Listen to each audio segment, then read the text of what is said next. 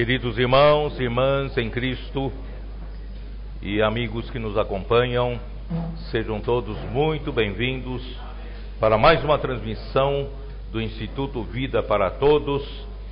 Desta vez chegamos à mensagem de número 33, os mistérios do Reino dos Céus, leitura bíblica Mateus 13, de 1 a 23.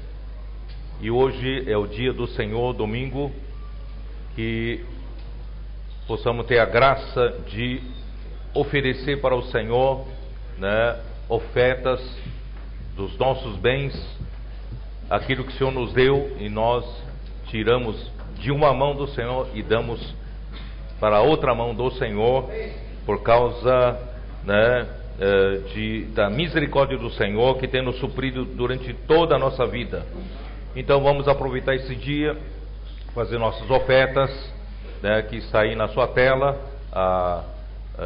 tanto para missões no exterior e também para a Estância é minha, EAV é minha, e também para o próprio Instituto Vida para Todos, que possibilitou toda essa transmissão pelo trabalho da equipe. E também lembre-se da sua região, obra regional, sócio do Evangelho, etc., e também da sua igreja, da sua cidade. Deus possa abençoar e atender todas as necessidades para a expansão do Evangelho. Muito bem, nós chegamos aqui,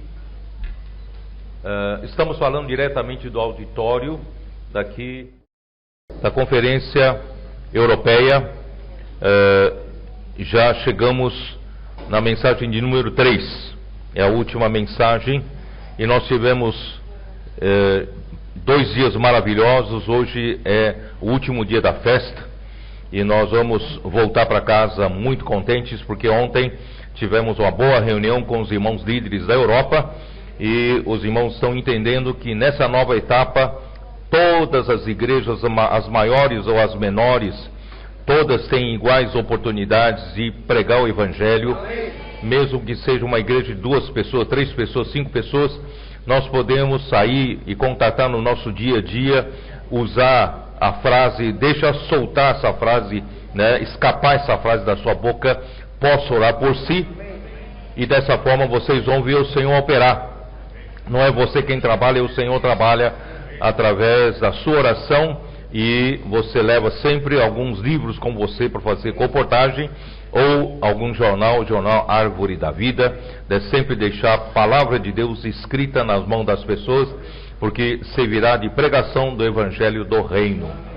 Então, e não se esqueçam de anotar o nome das pessoas, os contatos das pessoas que desejam seguir, recebendo oração, ou seguir sendo cuidado pela igreja. Mesmo que seja uma igreja pequena, nós podemos cuidar dessas pessoas. Eu acredito que logo, logo, cada igreja aqui na Europa irá crescer muito em número. E também vamos orar para que a comportagem dinâmica aqui na Europa seja uma realidade. Mais jovens, mais irmãos estejam dispostos a consagrar sua vida para fazer esse trabalho maravilhoso. Não se preocupe com o sustento, que o Senhor vai cuidar do seu sustento, desse próprio trabalho, tirará o seu sustento, que o Senhor possa abençoar a Europa, Ficamos muito contentes, vamos sair daqui muito contentes. E ainda mais aqui, hoje de manhã, acredito que nasceu, o Expolivro aqui da Europa. Ontem estava vendo o mapa, da Europa. Fica bem destacado a boca do leão, a boca do dragão, E aí ontem falamos sobre o valente. Nós somos bem ousados. Nós viemos na casa do valente para sacar-lhe os bens.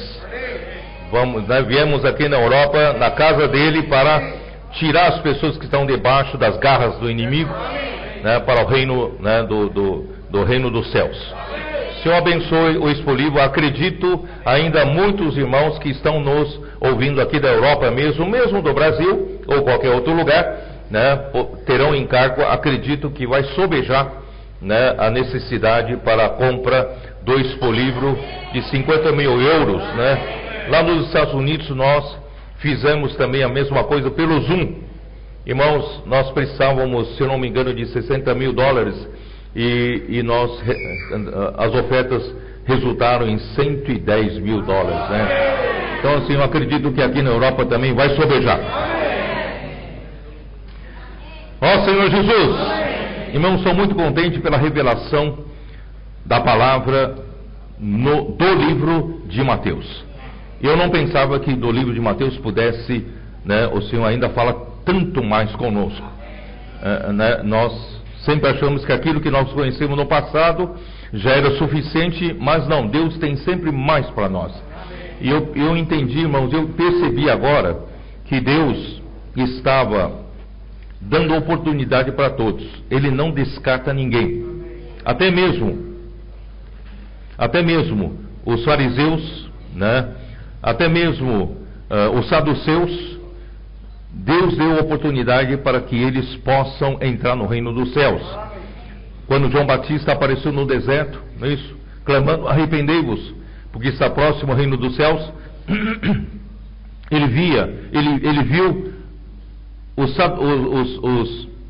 fariseus e os saduceus chegando, e ele disse: raça de víboras, quem vos induziu a fugir da ira vindoura? Isto é, Deus estava dando oportunidade também para os da velha religião, os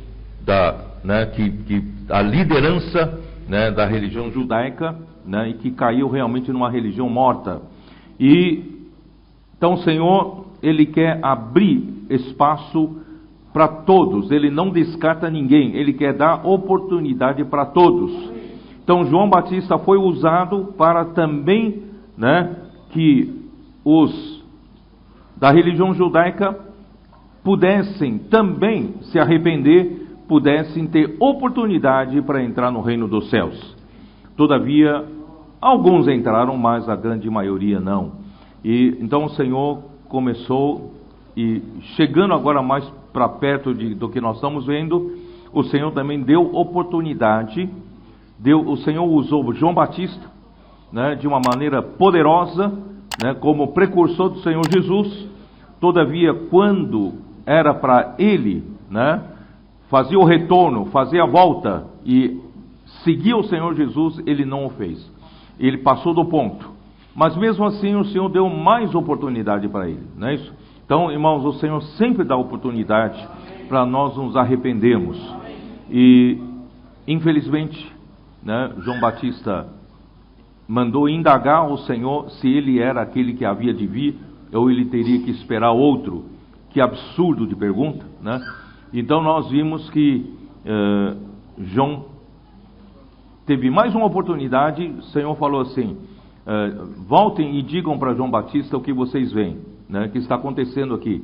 Os cegos veem, os coxos andam, etc, etc, etc. Quer dizer, você pode fazer muitas obras, João Batista, você pode batizar muitas pessoas, você pode ter um grupo de discípulos que são fanáticos por você, mas quando você perde o poder do Espírito Santo, você não pode fazer os cegos verem, você não pode fazer os coxos andarem. Irmão, só mesmo pelo poder do Espírito é que esses milagres podem acontecer. Portanto, irmãos, era uma advertência para João Batista da nova religião, que ele pudesse fazer o retorno. Isto é como você estivesse numa estrada e você passou do ponto, e dali a pouco tem uma indicação, um sinal indicativo: 500 metros tem um retorno, e você passa do retorno. Dali a pouco, daqui a 1 quilômetro tem outro retorno, e você passa do retorno. Daqui a 5 quilômetros tem outro retorno, é o último retorno. Aí você passa o último retorno, acabou. Irmão, vamos nos arrepender. Quem entra no reino dos céus é aquele que tem espírito pobre, arrependido, humilde, coração quebrantado.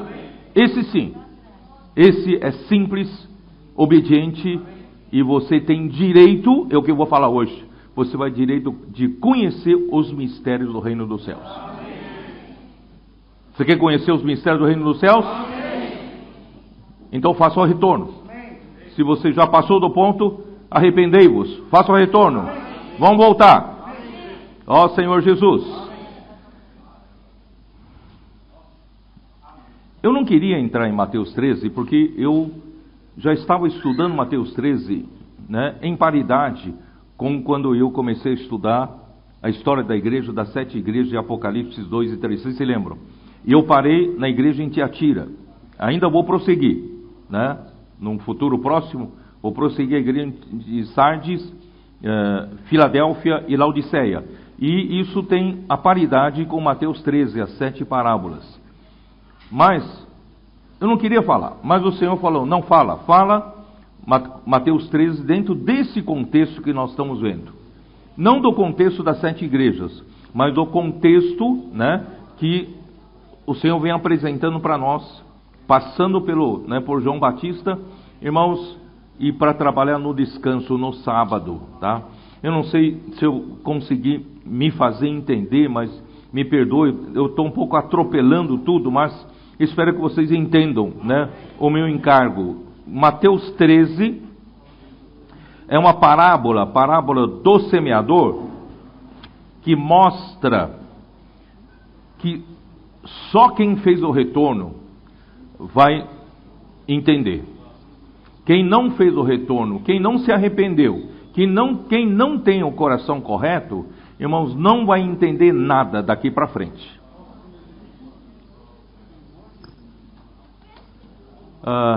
Senhor Jesus.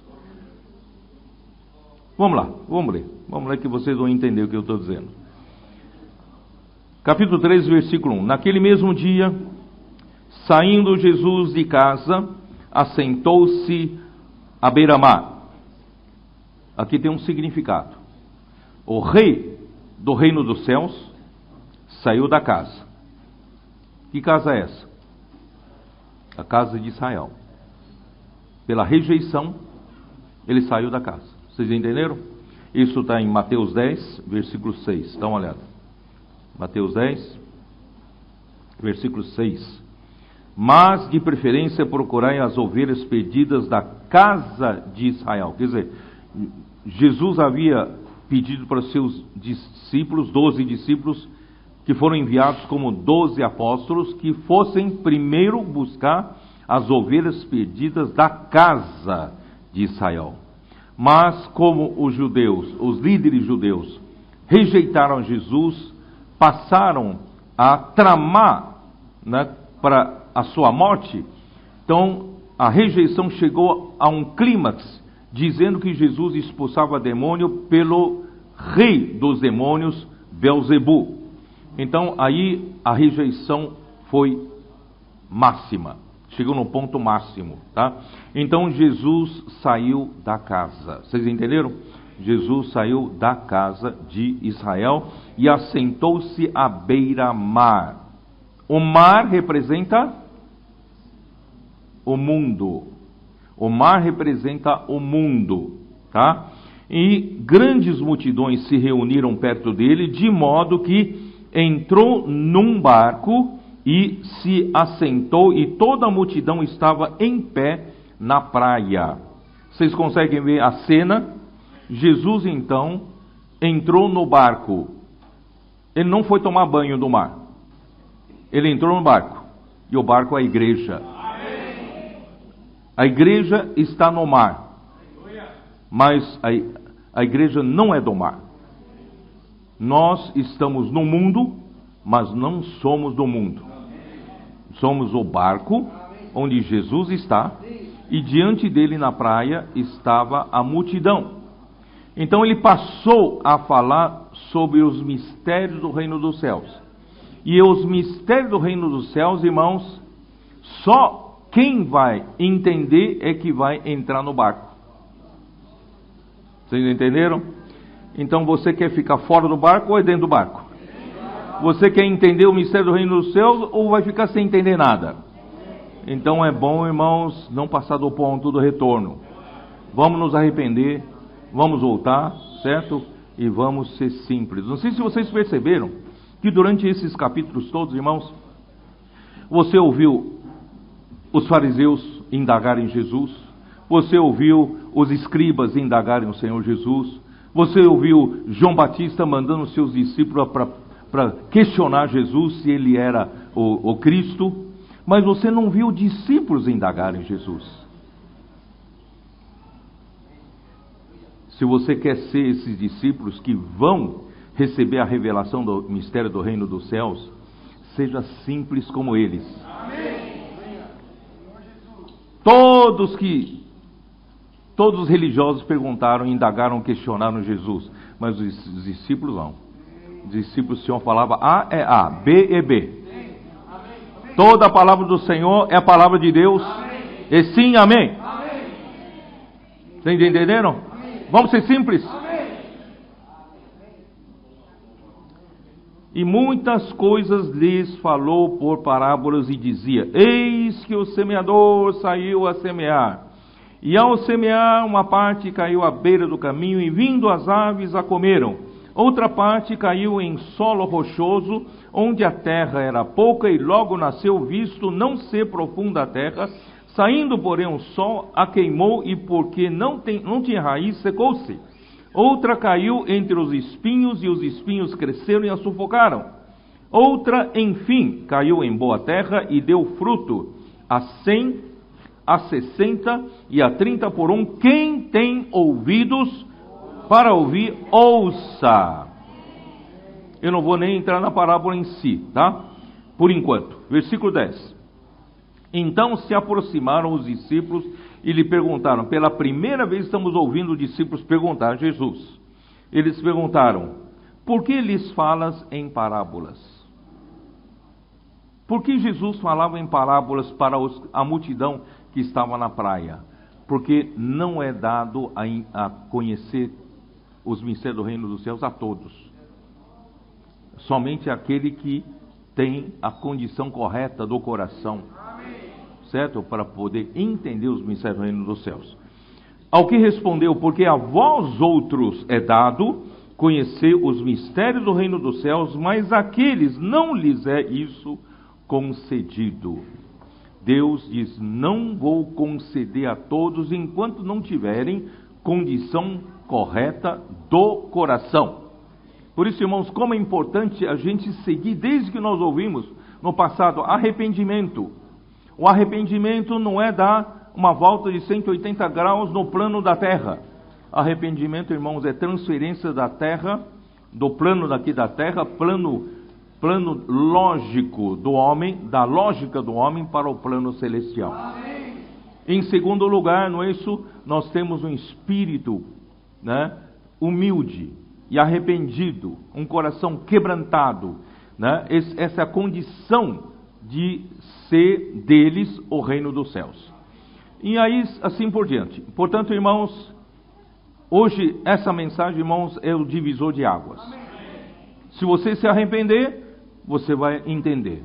Se você não se arrepender, daqui para frente você não vai entender nada. Entender nada. Porque não lhes é dado. Por quê?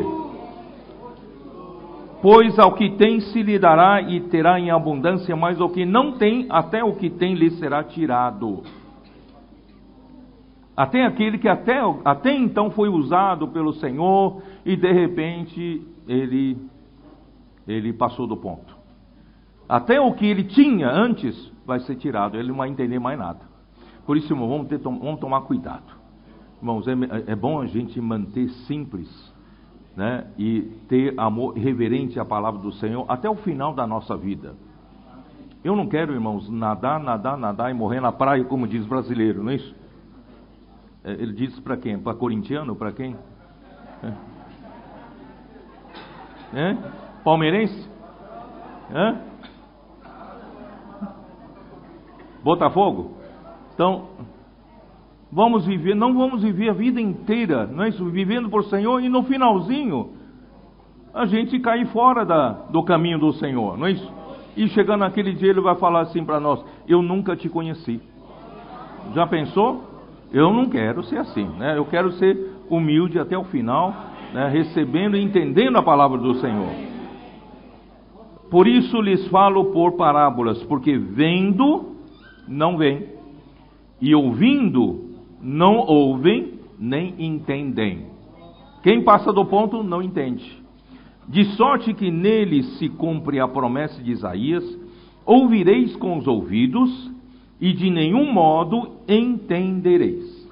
Vereis com os olhos, e de nenhum modo percebereis, porque o coração deste povo está endurecido. De mau grado ouviram com os ouvidos e fecharam os olhos, para não suceder que vejam.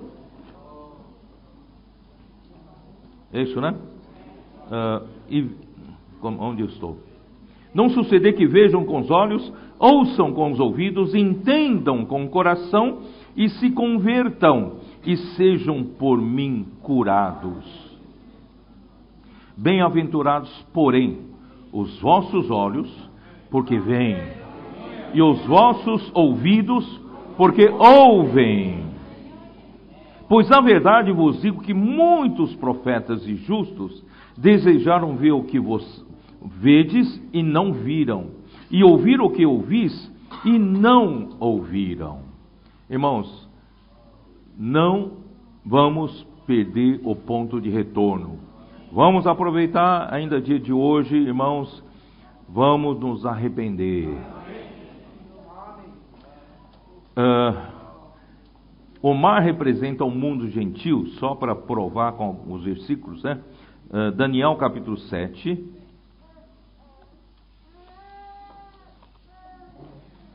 Livro de Daniel, capítulo 7.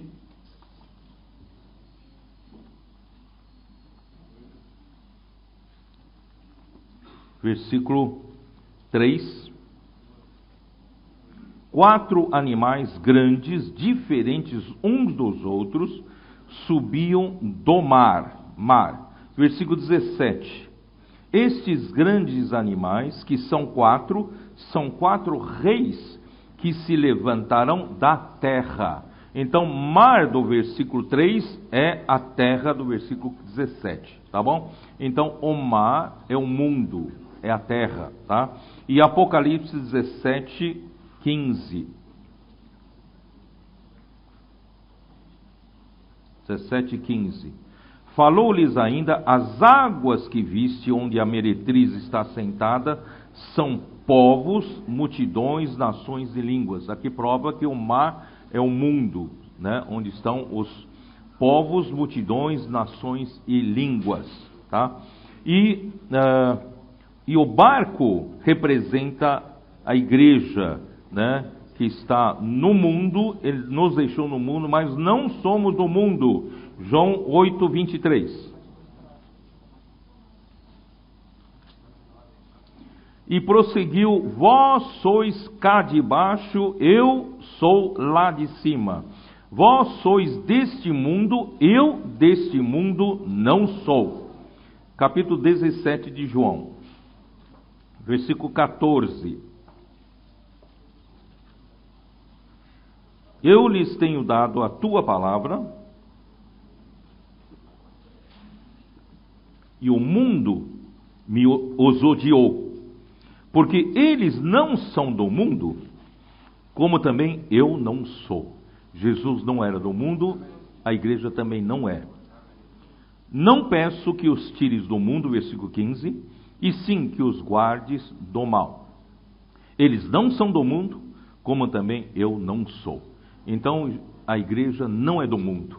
A igreja está nas águas do mundo, mas o mundo não está dentro da igreja, não está dentro do barco, tá? Vamos lá. Então, Jesus falava por parábolas, né? Eu já li isso para vocês. Então, tanto os judeus que rejeitaram Jesus, quanto, né, os discípulos de João Batista também acabaram formando uma nova religião. Eles perderam, né, essa condição de... Eu vou ler aqui uma nota da versão Restauração que diz assim: a quem lhe é dado, se lhe dará ainda mais; ao que não tem, até ao que tem, lhe será tirado. Versículo 12.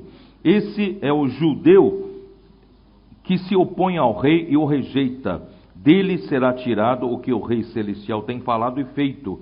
Essa é a verdadeira condição dos judeus hoje. Não tem conhecimento algum sobre o reino dos céus, que é um mistério totalmente desconhecido para eles. em uma nota de King James atualizada, as condições para receber a revelação dos mistérios do reino dos céus, os pobres em espírito, Mateus 5,3, já falei várias vezes, os de espírito contrito e humilde, com coração quebrantado e arrependido, Isaías 57:17, e os espírito humilde e arrependido e que dedicam o seu amor reverente à palavra do Senhor, Isaías 66, versículo 2, né? E, irmãos, o coração desse povo está endurecido. Vou ler outra nota do King James atualizada. As coisas de Deus não fazem sentido para aqueles dotados apenas de crítica racional. Precisam ser iluminados em sua compreensão espiritual, e isso é dom de Deus. Está em Romanos 5, 15, 16, 1 Coríntios 2, 14, 16, Efésios 2, 8. Os versículos 14 e 15 são copiados palavra por palavra da Septuaginta, Isaías 6, versículos 9 a 10, que descreve o chamado do profeta Isaías, a mensagem que deveria pregar e o estado de calamidade espiritual do povo. Não se preocupe, eu vou explicar isso, tá? Como foi no tempo de Isaías, assim também na época de Cristo, os judeus fecharam os olhos à verdade. Marcos 4:12, dá uma lida, Marcos 4:12.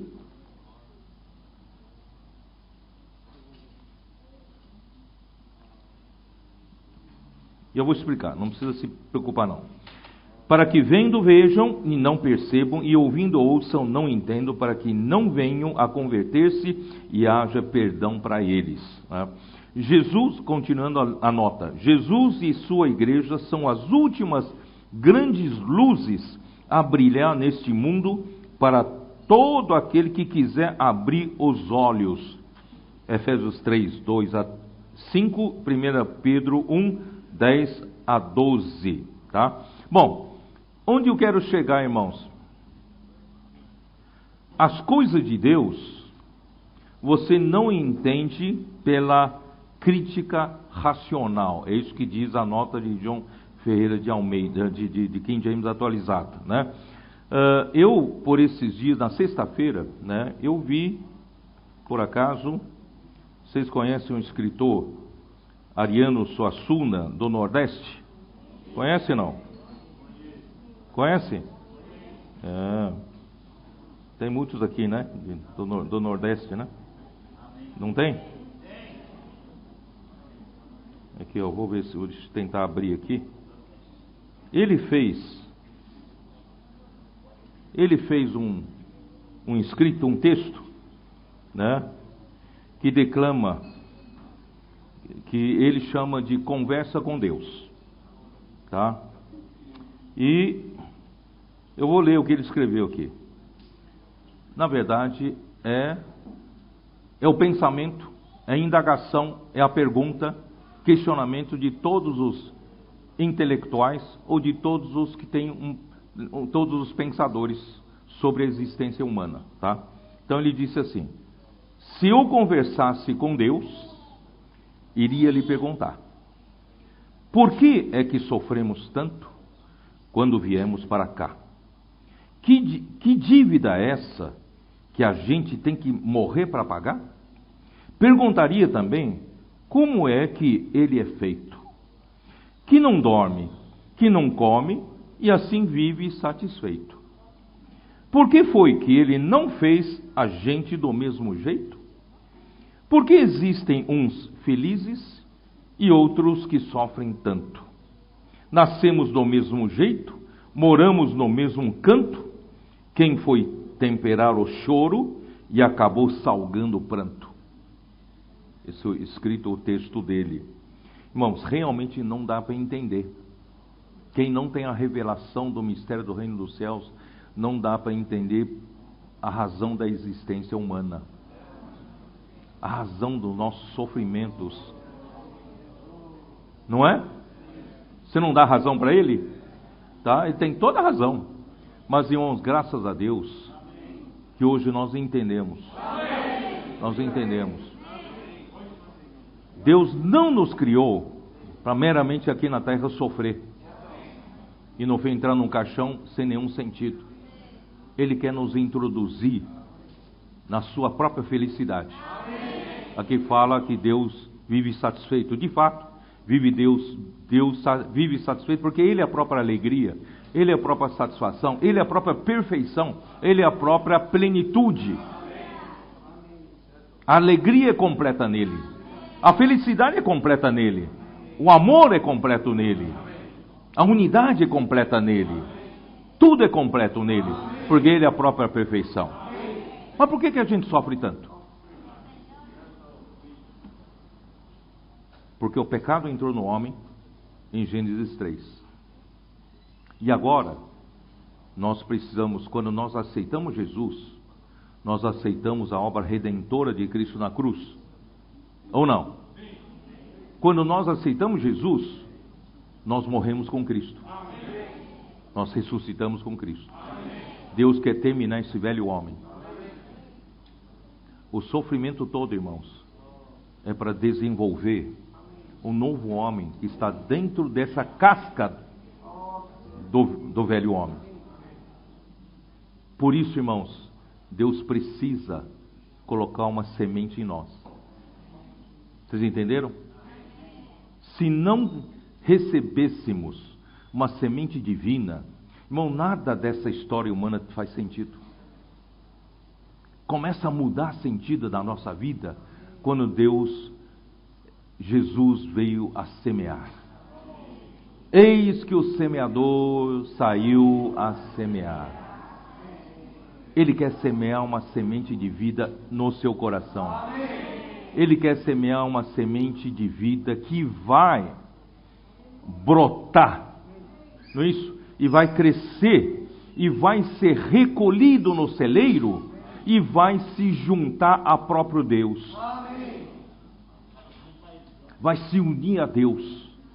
Nós que nascemos feinhos, como uma lagarta, irmãos, mas depois de passar pelo processo do casulo, irmão, nós vamos ser transformados em glória. Nós vamos ser recebidos em glória. Não olha por esse casulo feio, mas aqui dentro tem uma vida bonita. Essa vida Deus está cultivando, está trabalhando, para que um dia seja recebida na glória, na felicidade, no amor de Deus. Irmãos, esse é o nosso destino final. Se eu pudesse hoje pregar esse evangelho para Ariano Suassuna, pregaria, diria para ele que ele precisava se arrepender e sair da sua lógica racional para poder entender os mistérios do reino dos céus. E hoje de manhã Deus quer revelar para você esses mistérios do reino dos céus. Amém? Eu não tenho tempo de escrever muito, irmãos, mas vocês sabem do que eu estou falando, certo? Você vai entender tudo. Nós somos aquele... Bom, você quer que eu fale mais um pouquinho? Tá bom. Vamos lá para 1 Coríntios 15. 1 Coríntios 15.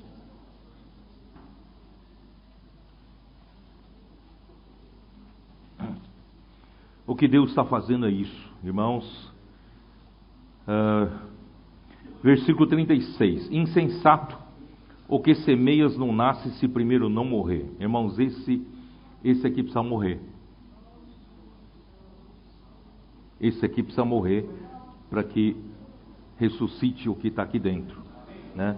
E quando semeias, não semeias o corpo que há de ser, mas o simples grão, como de trigo ou de qualquer outra semente. Parece muito comum, você e eu somos muito comuns, somos apenas um ser humano. Mas, irmãos, nós temos alguma coisa dentro de nós que é preciosíssima. Mas Deus lhe dá o corpo como lhe aprouver, dá a cada uma das suas sementes e o corpo apropriado. Nem toda a carne é a mesma, porém uma é a carne dos homens, outra é a dos animais, outra é das aves, a outra é dos peixes. Também há corpos celestiais e corpo terrestre, e sem dúvida uma é a glória dos celestiais e outra a dos terrestres. Uma é a glória do sol, outra é a glória da lua e outra é das estrelas, porque até entre estrela e estrela há diferenças de esplendor.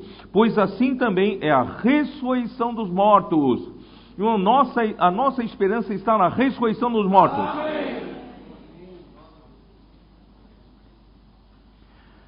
Semeia seu corpo na corrupção, que é isso aqui, ressuscita na incorrupção.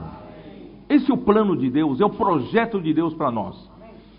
Semeia-se em desonra, aparentemente, como diz o escritor, todo mundo nasce, muitos nascem infelizes, nascem, em sofrimentos, semeia-se em desonra, mas vai ressuscitar. Todos que creem em Jesus, todos vão ressuscitar em glória.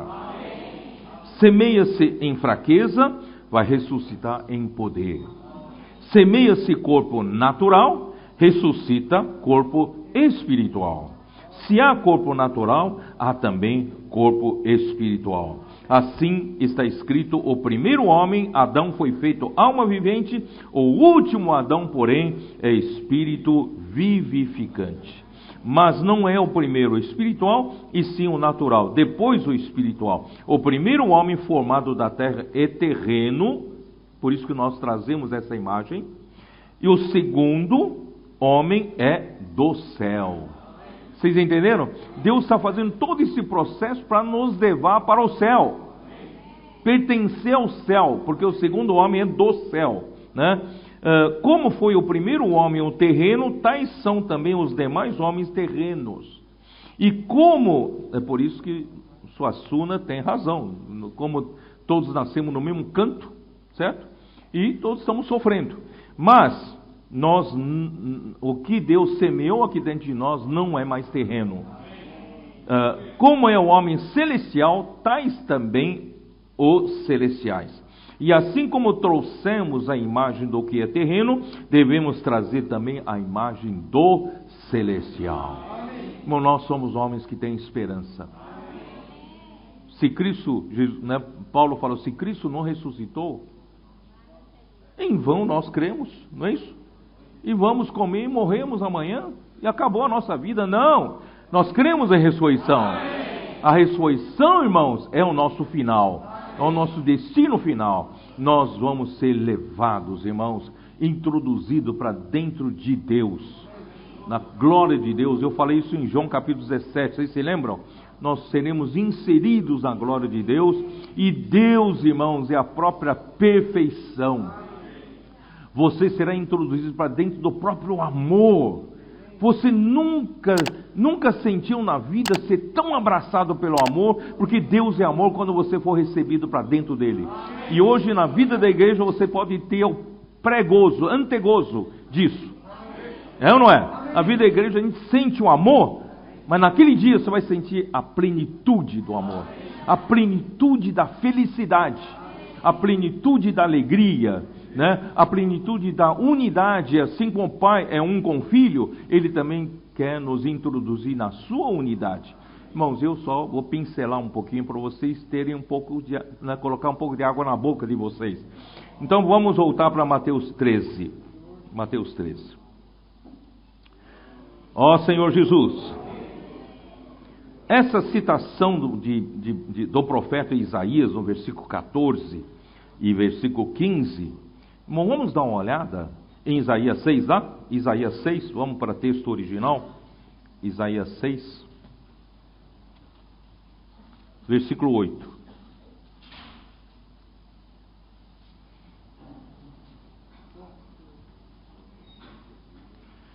Versículo 1 diz assim: no ano da morte do rei Uzias, eu vi o Senhor assentado sobre um alto e sublime trono, e as abas de suas vestes enchiam o templo. Serafins estavam por cima dele, cada um tinha 6 asas, e 2 cobria o rosto, com 2 cobria os seus pés, e com 2 voava. E clamavam uns para os outros, dizendo: Santo, Santo, Santo é o Senhor dos exércitos, toda a terra está cheia da tua glória, da sua glória. Sabe quem é o Senhor dos exércitos? Toda vez que você lê na Bíblia o Senhor dos exércitos, refere-se a Cristo. Amém. Sabia? Refere-se ao Senhor Jesus, amém, o Filho, tá? Então, ó Senhor Jesus, amém, as bases do limiar se moveram à voz do que clamava, e a casa se encheu de fumaça. O rei Uzias morreu no ano 740 antes de Cristo. 740 anos antes de Cristo. O ano em que, exatamente foi esse ano que Isaías foi chamado para Deus enviá-lo, para começar a servir a Deus, tá? É isso que está descrito aqui, não está? Então, vamos lá. Versículo 6. Então um dos serafins voou para mim, trazendo na mão uma brasa viva, que tirara do altar com uma tenaz. E com a brasa tocou a minha boca e disse: eis que ela tocou os teus lábios, a tua iniquidade foi tirada e perdoado o teu pecado. Depois disso ouvi a voz do Senhor que dizia: a quem enviarei? E quem há de ir por nós? Disse eu: eis-me aqui, envia-me a mim. Irmãos, nosso Senhor, você sabe que o contexto de Isaías capítulo 6 não era um contexto bom, não era um contexto positivo, era um contexto, irmãos, de muita degradação, muita corrupção no meio do povo de Israel, tá? E, irmãos, é impressionante, versículo 9 e 10 diz assim: depois disso, ouvi a voz do Senhor que dizia: a quem enviarei? Não, isso já li. Versículo 9. Então disse ele: vai e dize a esse povo: ouvi, ouvi e não entendais. Vede, vede, mas não percebais. Torna insensível o coração deste povo, endurece-lhe os ouvidos e fecha-lhe os olhos, para que não venha a ver com os olhos e ouvir com os ouvidos e entender com o coração e se converta e seja salvo. Irmãos, por quê? Porque naquele tempo parecia não haver mais,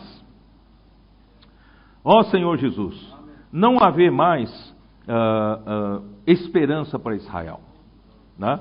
Porque, dá uma olhada aqui, ó, deixa-me ver,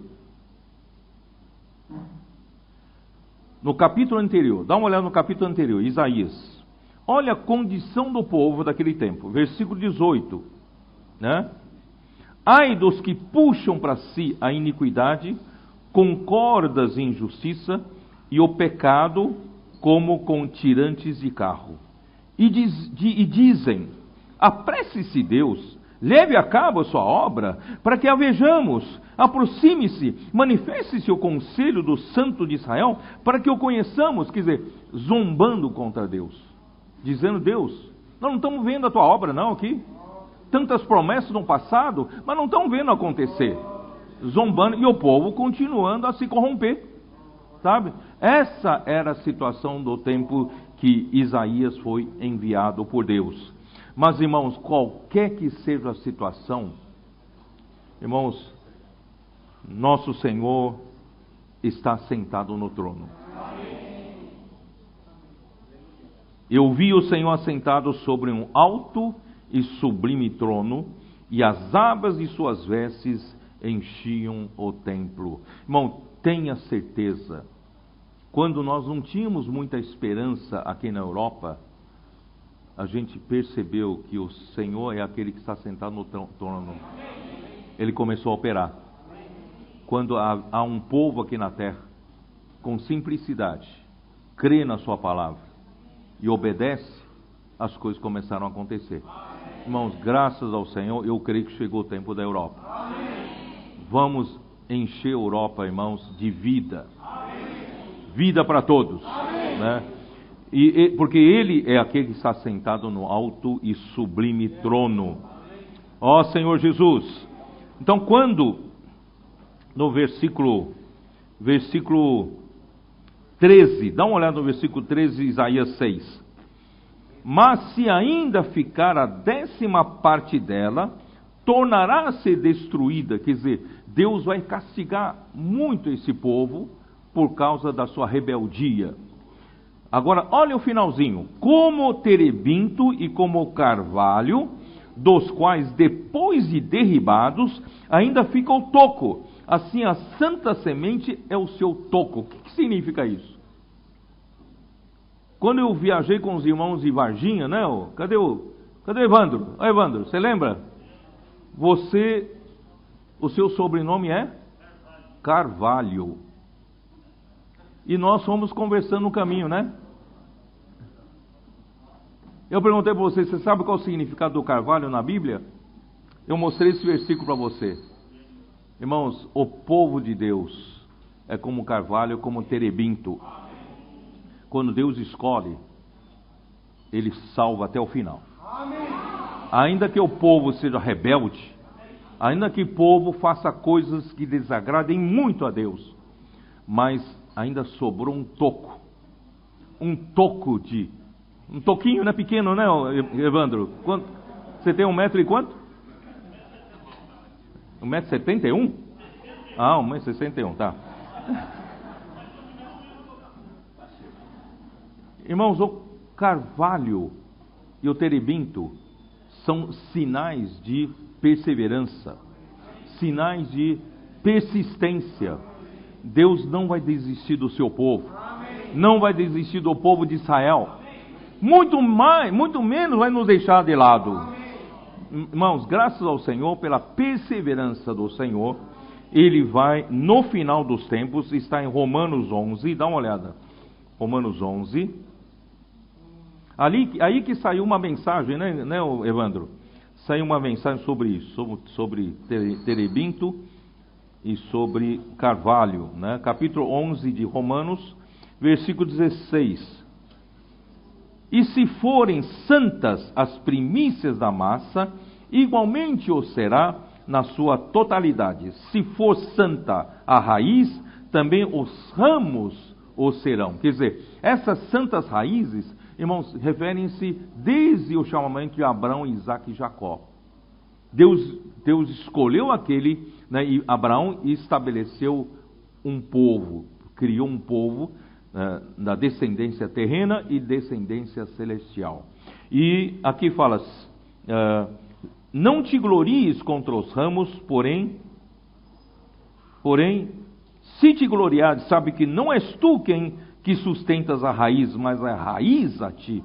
Então, irmãos, esses ramos, né, da oliveira foram removidos, que são os judeus que rejeitaram Jesus, e nós, os gentios, somos enxertados nessa oliveira, mas lembre-se que a raiz, santa raiz, ainda vem de Abraão, não vem de nós, vem de Abraão, tá? Aí no versículo 24, pois se fosse cortado aqui, por natureza era oliveira brava, e contra a natureza enxertado em boa oliveira, quanto mais não serão enxertados na sua própria oliveira aqueles que são ramos naturais? O Senhor preparou essa oliveira boa para os judeus, mas os judeus rejeitaram Jesus, os ramos foram cortados, e nós tivemos a sorte, fomos enxertados nessa oliveira boa. E a raiz dessa oliveira é santa. A raiz vem desde Abraão, Isaac e Jacó. Vocês entenderam? Mas, quando chegar na plenitude dos gentios, isto é, no versículo 25, porque não quero, irmãos, que ignoreis esse mistério, para que não sejais presumidos em vós mesmos, que veio endurecimento em parte a Israel, até que haja entrado a plenitude dos gentios. Irmão, nós estamos no meio da plenitude dos gentios, isto é, estamos na era da igreja. Quando a era da igreja terminar, entra novamente a história do povo de Israel, tá? Aí o versículo 26, e assim todo Israel será salvo, como está escrito, virá de Sião, né? Deixa eu ver, virá de Sião o libertador, e ele apartará de Jacó as impiedades. Irmãos, graças ao Senhor, o Senhor é misericordioso, né? Então, vamos aproveitar o tempo, hoje é a era da igreja, vamos cumprir logo a vontade de Deus, o que Deus tem, né, para a igreja, o nosso comissionamento, vamos terminar o nosso comissionamento, vamos trazer o reino de Deus de volta. E o trabalho de Deus, irmãos, não é pregar uma religião, não é estabelecer uma grande congregação. Deus começa com a sementinha. Deus começa a plantar sementes. E o nosso trabalho como comportores é plantar sementes. Amém. Nosso trabalho como irmãos da igreja que saímos para as ruas dizer, posso orar por si, também é para plantar uma sementinha. Amém. Então vamos voltar para Mateus 13. Ó Senhor Jesus. O semeador saiu a semear. Amém. Cada coração precisa trabalhar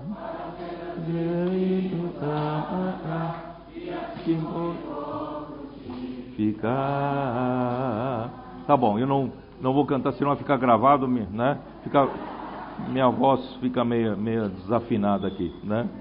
Bom, irmãos, aqui então Jesus começa a explicar a parábola. Aqui está no versículo 18. Atendei, pois, a parábola do semeador. A todos os que ouvem a palavra do reino. Então aqui nós começamos a entender que a semente é a palavra do reino. Não despreze a palavra. A palavra que você está levando na rua para as pessoas é uma semente, tem um poder de vida dentro dessa semente. Então creia na palavra que você está semeando. Não pense, não vou sair, vou orar com uma pessoa, tá? Não, é a semente de vida. Você está plantando um reino. A pessoa vive debaixo da opressão do império das trevas e você está dando uma esperança de vida para elas. Você está colocando simplesmente uma sementinha de vida no coração dessas pessoas. Então assim, a todos os que ouvem a palavra do reino e não entendem, vem o maligno e arrebata o que lhes foi semeado aonde? No coração. Então o coração é o quê? O coração é a terra. A palavra é a semente do reino. E o coração é a terra. Irmão, todo agricultor sabe, acho que não precisa ser agricultor. Você que cultiva uma plantinha em casa, uma roseira, uma planta, né, de flores, né, você sabe que se você gostar muito de uma semente e guardar, armazenar por 10 anos, essa semente vai ficar semente por 10 anos. Mas se você colocar essa sementinha na terra, certo? Essa sementinha vai mudar de forma. Vai começar a brotar e vai crescer em uma planta e vai dar flores e vai dar frutos. Não é isso? Porque é o poder da vida. Então a semente, somente a semente, ela ainda não produz o que Deus quer. Então a semente que é a palavra precisa ser semeada nos corações. A semente no coração é a semente numa terra. Quando a semente cai numa terra, tem a chance de brotar e produzir fruto, não é assim? Então, irmãos, não perca tempo. Qualquer oportunidade que o Senhor te der, semeia essa semente do reino nos corações das pessoas, dos balconistas, dos atendentes, das pessoas que você encontra na rua. Posso orar por si, você estará semeando uma semente do reino. E que é semear, né, à beira do caminho. Depois as aves vêm, arrebatam toda a semente. Que é a beira do caminho? A beira do caminho, vocês sabem, é um lugar de muito tráfego, muito trânsito. As pessoas andam, não é isso?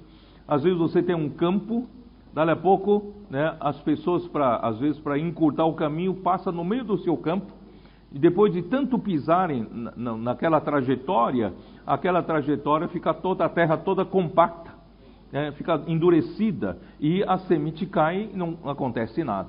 Então, irmãos, o que é isso? É um coração muito ocupado com o tráfego desse mundo. Tem pessoas que estão totalmente ocupado com preocupação, sustento, família, negócio, dinheiro, não é? Ele está tão ocupado, certo? Ele joga suas economias na bolsa de valores, então o dia todo ele acompanha com gráfico, né? Todo dia o coração dele, cada minuto, cada segundo está nessas... Opa, subiu um pouquinho, ganhei um milhão, né? Depois não sei o que, perdi mais 500 mil. Irmãos, o dia todo está ocupado o coração, e quando você prega o evangelho, não tem muito interesse em ouvir.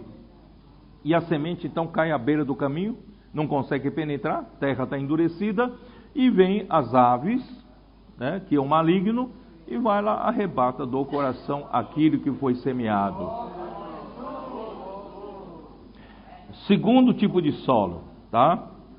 Versículo 20. O que foi semeado em solo rochoso, esse é o que ouve a palavra e a recebe logo, com alegria, mas não tem raiz em si mesmo, sendo antes de pouca duração, em lhe chegando a angústia ou a perseguição por causa da palavra, logo se escandaliza.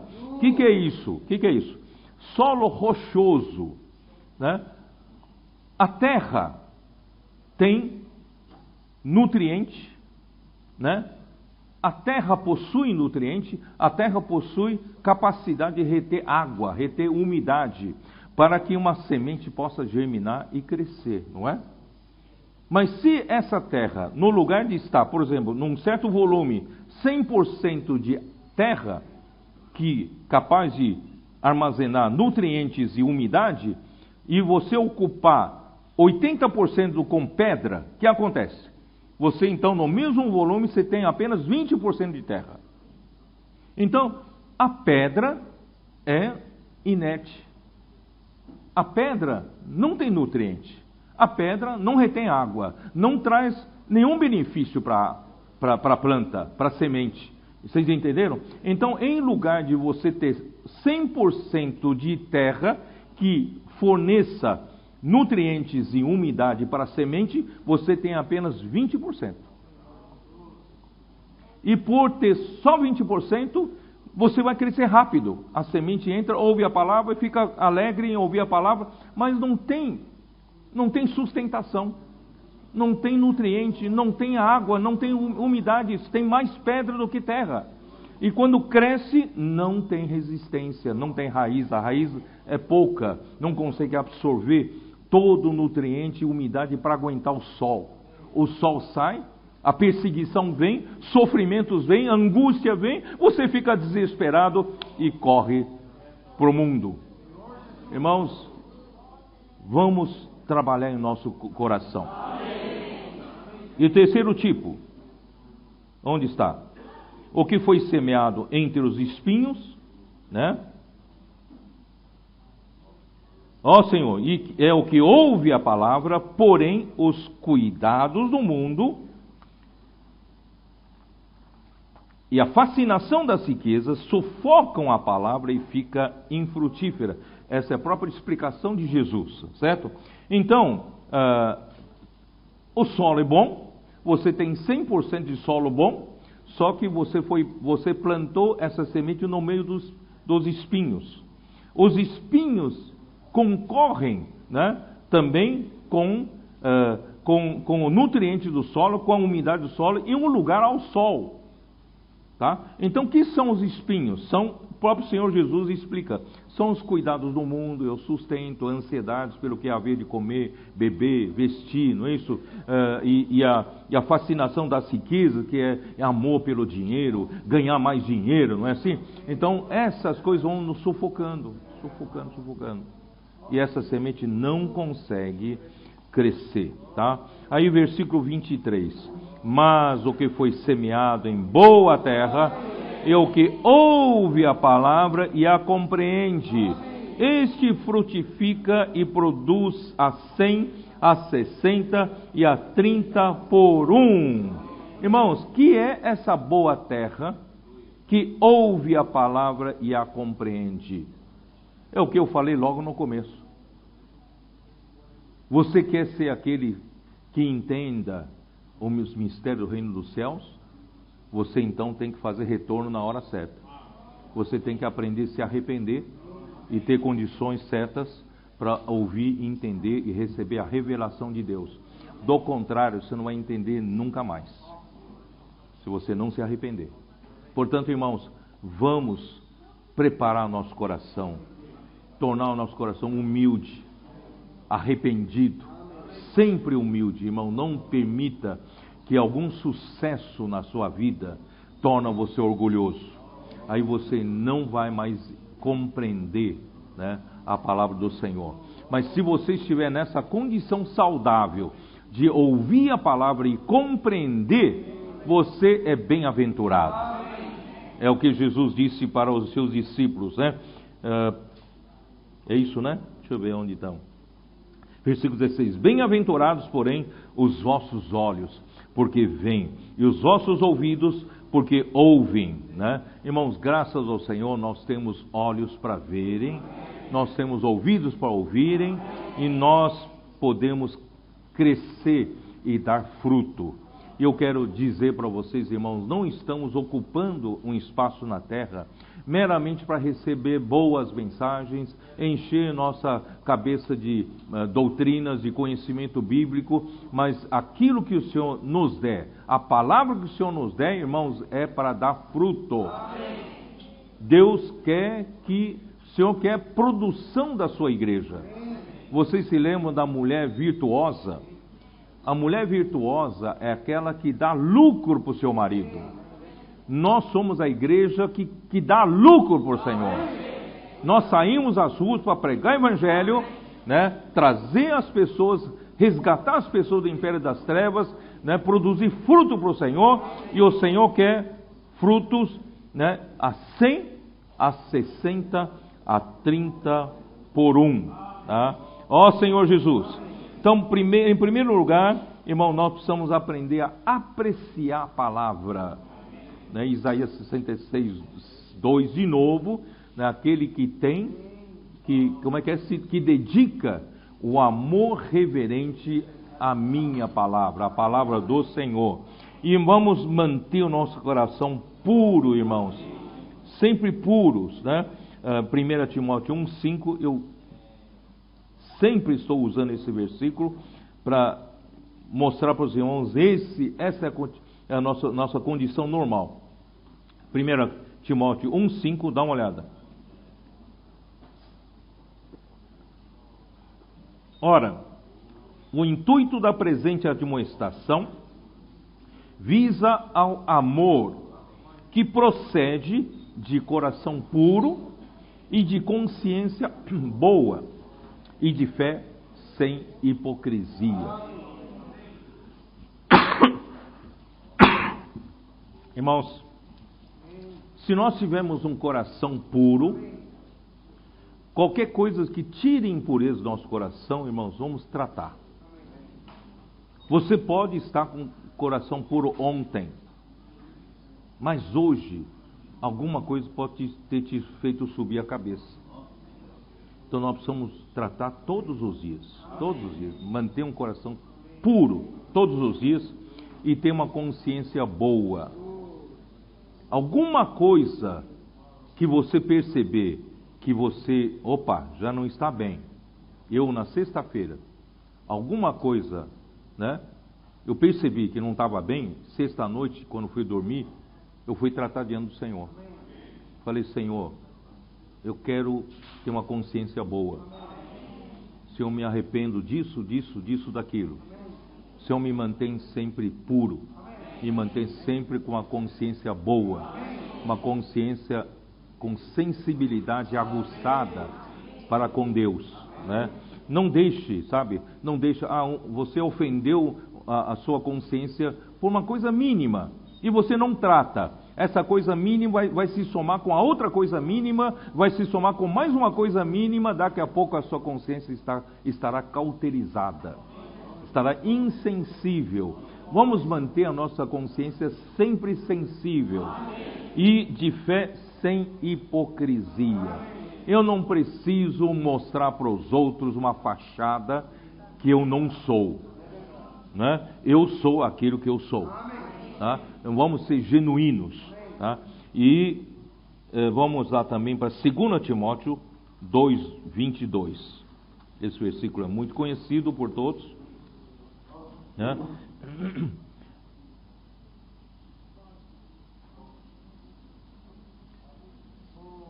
Eu vou ler versículo 21. Assim, pois, se alguém a si mesmo se purificar destes erros, será utensílio para honra, santificado e útil ao seu possuidor, estando preparado para toda boa obra. Irmãos, precisamos aprender a se purificar, a nos purificarmos dos nossos erros. Qualquer coisa, irmão, quem não erra aqui? Né? Nós somos humanos, não somos infalíveis, então quando erra, vamos nos purificar, né? Não precisa justificar-se. É a pior coisa você se justificar. Você vai se justificando até que naquele dia, diante do trono do tribunal de Cristo, você não vai esperar Cristo falar para você, entra para o gozo do seu Senhor. Ele vai dizer para você, na verdade não te conheci. Vai ser horrível, não é terrível. Eu não quero chegar naquele dia, né, ter uma surpresa dessa. E eu quero que todos os dias, né, o Senhor venha trabalhar no meu coração para eu purificar. E como purificar-me? Meu coração, versículo 22, foge, outro sim, das paixões da mocidade, segue a justiça, a fé, o amor e a paz. Com quem? Com os que de coração puro invocam o Senhor. Graças a Deus, irmão, nós temos na igreja em Filadélfia, a grande maioria entre nós, irmãos, é de coração puro, que invoca o Senhor, né? Vamos seguir juntos, né? A justiça, a fé, o amor e a paz. E nós, né? E a palavra profética, irmãos, o caminho nosso é simples. Não é? Caminho de Deus é simples. Caminho de vida é simples, não é? A semente de vida é simples para você trabalhar. É só plantar no solo certo. Agora, o processo de vida é complicado. Como é que a vida vai germinar? É complicado. Mas deixa essa parte complicada para Deus. Você pega a parte simples. Você apenas ouve a palavra, pratica, obedece, e Deus faz a parte mais difícil. Deus traz a pessoa certa na sua presença, e você ora com ela, e você a salva, você cuida dela. O quê? Você produziu a 100, a 60, a 30 por 1. Então, da nossa parte, irmãos, é muito simples. Daqui para frente na Europa, não precisa pensar fazer coisas complicadas.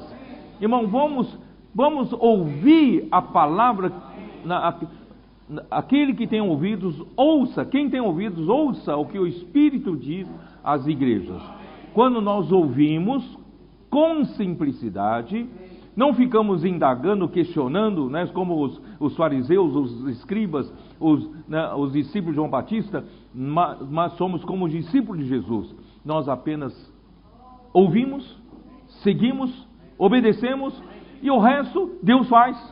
A obra de Deus, Deus faz. E Deus vai fazer multiplicar aqui na Europa a 100, a 60 e a 30 por 1. E a palavra profética, vocês sabem, né, que a 2 Pedro capítulo 1. Vamos seguir a palavra profética? Vamos? Né? Versículo 19 diz assim: temos assim tanto mais confirmada a palavra profética, e fazeis bem em atendê-la, como a uma candeia que brilha em lugar tenebroso, até que o dia clareie, e a estrela da manhã nasça em vosso coração. Irmãos, Deus deixa a parte simples para a nossa prática. A parte difícil, como a vida vai atuar, como as coisas vão acontecer, deixa para Deus. Então, para nós, irmãos, é seguir a palavra profética. A palavra profética é uma candeia estamos no meio da escuridão, estamos, né, vivendo ainda no meio do mundo, império das trevas, mas nós não, nós somos filhos do dia, nós somos filhos da luz, porque nós somos a lua reflete a luz do sol, nós vivemos debaixo dessa luz, e graças a Deus, que luz é essa hoje? É a palavra profética. A palavra profética nos conduz, nos dá direção, e nós não questionamos, nós apenas com simplicidade obedecemos, irmãos, as coisas acontecem. Então é isso que eu tenho que falar hoje para vocês. Eu espero, irmãos, que os irmãos todos, né, voltem contentes, né, da conferência e cientes de que cada um de nós aqui, do maior até menor, pode ser um semeador. Cada um de nós hoje nós temos contato, não temos contato nas ruas? Ou no elevador? Na calçada? No transporte? Nas lojas? Nós temos contatos. Irmão, nós podemos, irmão, levar essa semente e colocar no coração das pessoas. Posso orar por si, tá? E deixa o resto para o Senhor. Você fala, Senhor, eu não sei pregar, eu não sei falar, mas eu vou deixar escapar só essa frase, o resto é contigo. Eu não sei fazer mais nada. O Senhor fala, deixa comigo, né? Então você vai falar, posso orar por si? A pessoa vai se desatar a chorar, vai dizer, como é que você sabe? Eu estava orando para Deus hoje me trazer uma pessoa para me dar uma solução, é isso? E orar por mim. Irmãos, Deus faz o resto. E assim, irmãos, as igrejas da Europa irão crescer, não é por nossa força, é pela força da semente da vida. A semente do reino vai estabelecer o reino dos céus aqui na Europa. Deus abençoe vocês, né? E o Senhor abençoe a volta de vocês, tá? Em segurança, em tranquilidade, e voltem muito felizes, né? Porque nós estamos sendo trabalhados para ser introduzidos dentro da própria felicidade. Jesus é o Senhor, amém.